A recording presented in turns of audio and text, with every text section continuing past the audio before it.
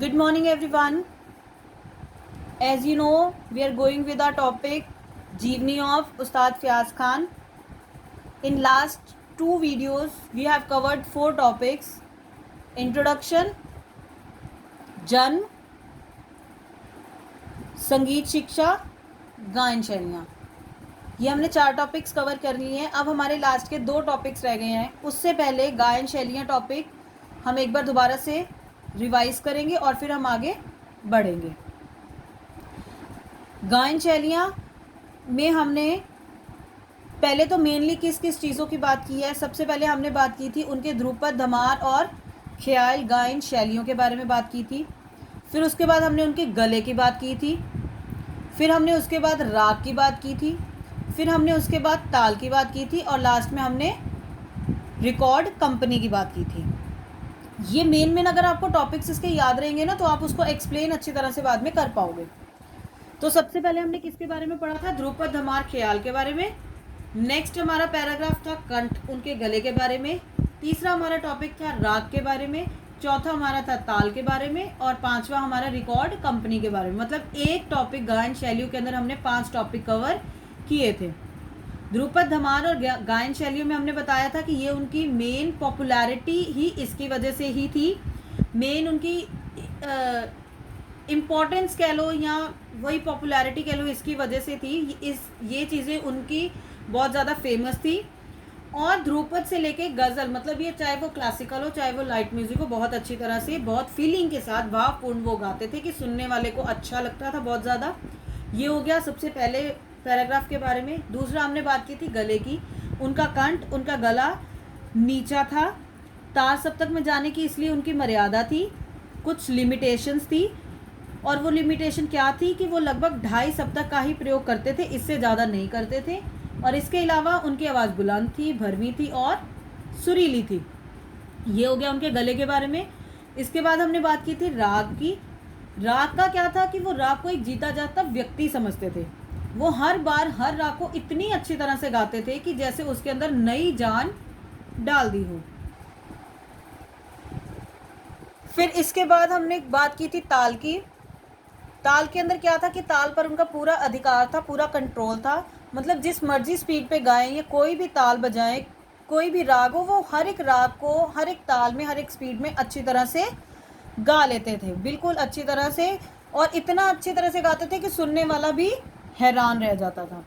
इसके बाद last topic में हमने 5th में हमने ये कवर किया था लास्ट पैराग्राफ में कि एक रिकॉर्ड कंपनी के बारे में, कि वो हर राग को इतनी अच्छी तरह से गाते थे कि एक रिकॉर्ड कंपनी ने भी अपने कुछ उनके कुछ राग रिकॉर्ड करके रखे थे. क्लियर? ये था हमारा पिछला वाला.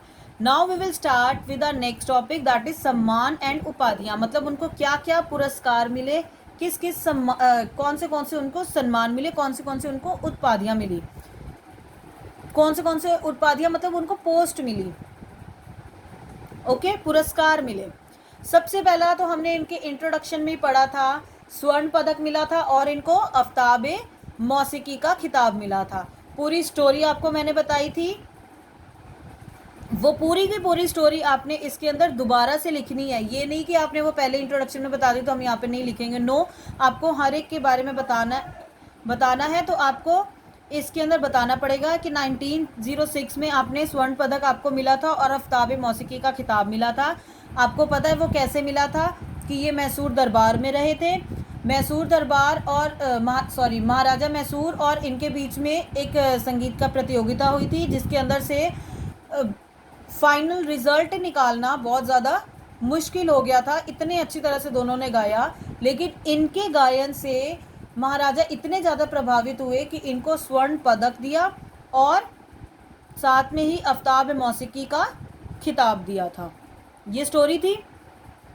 तो ये आपको सारी लिखनी है. ओके. इसके बाद जैसे ही उनको वो मैसूर दरबार में स्वर्ण पदक और आफ्ताब मौसीकी का खिताब मिला था, उसके तुरंत बाद एक ऑल इंडिया रेडियो लाहौर की उपाधि भी इनको मिली थी. सबसे पहले वो आफ्ताब मौसीकी और स्वर्ण पदक मिला. उसके बाद ऑल इंडिया रेडियो की भी ऑल इंडिया रेडियो लाहौर की उपाधि में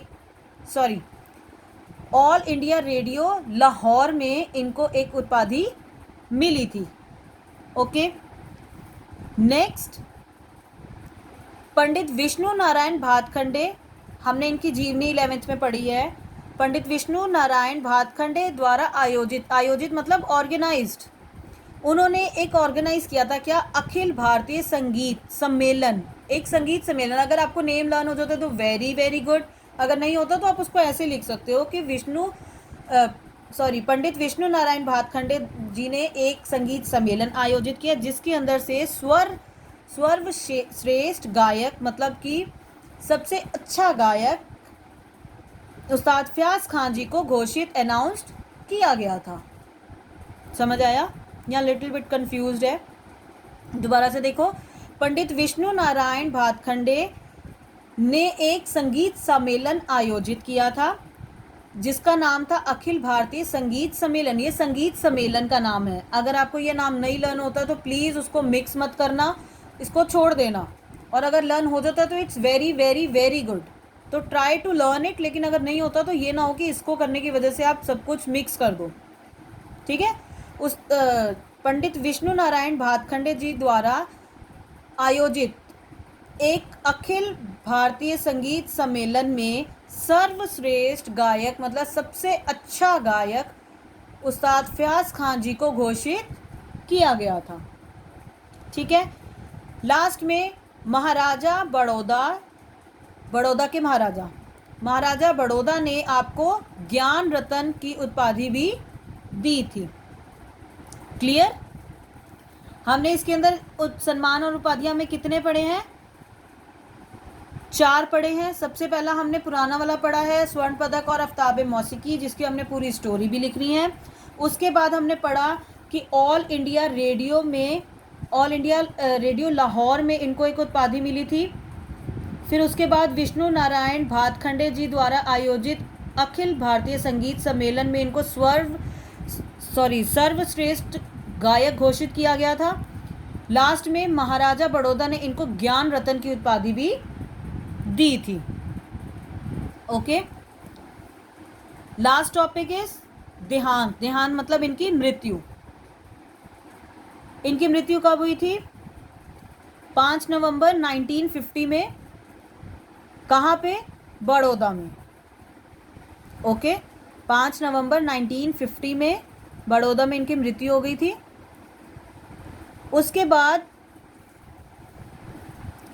नेक्स्ट जो 2 लाइंस है ना, आपको पता है ये नोट्स हैं, और आपको जब जीवनी लिखनी होती है तो थोड़ा सा आपको मार्क्स के हिसाब से थोड़ी सी बढ़ा के लिखनी होती हैं।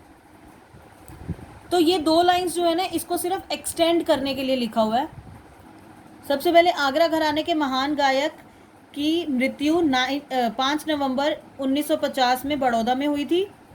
इसके बाद इस युग में उस्ताद जी जैसे बेजोड़ गायक, मैंने आपको बताया था बेजोड़ गायक कौन होता है। इस युग में मतलब इस टाइम में हमें उस्ताद जी जैसा बेजोड़ गायक नहीं मिलेगा।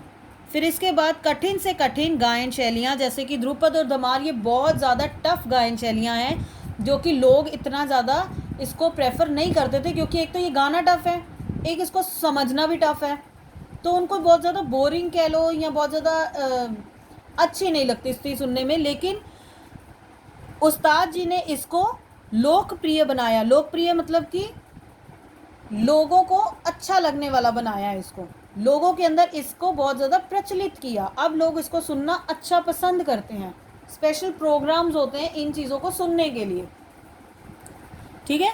तो कठिन से कठिन गायन शैलियाँ ध्रुपद धमार जैसी जो हैं उसको लोकप्रिय बनाने का श्रेय किसको जाता है? सारा का सारा श्रेय उस्ताद फयाज खान जी को ही जाता है, ठीक है। Now we will summarise today's topic. सबसे पहले हमने आज सम्मान और उपाधियाँ पढ़ी, जिसके अंदर हमने स्वर्ण पदक और आफ्ताब मौसीकी के खिताब के बारे में पढ़ा। उसके बाद उनको ऑल इंडिया रेडियो का खिताब मिला लाहौर में। उसके बाद पंडित विष्णु नारायण भातखंडे जी ने एक संगीत सम्मेलन आयोजित किया जिसका नाम था अखिल भारतीय संगीत सम्मेलन, जिसके अंदर उनको सर्वश्रेष्ठ गायक घोषित किया गया था। फिर इसके बाद लास्ट में महाराजा बड़ौदा ने इनको ज्ञान रत्न की उपाधि दी थी। ये 4 तो होगी सम्मान और उपाधियाँ।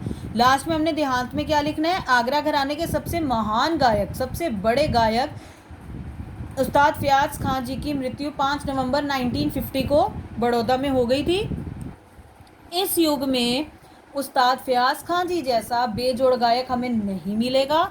और एक उनकी और चीज़ है कि कठिन से कठिन गायन शैलियाँ, जैसे कि ध्रुपद, धमार, ख्याल जैसी जितनी भी कठिन गायन शैलियाँ जिसको कि लोग इतना ज़्यादा पसंद नहीं करते थे, उसको लोकप्रिय बनाने का श्रेय, मतलब लोकप्रिय किसने बनाया था, उस्ताद फयाज खान जी ने बनाया था।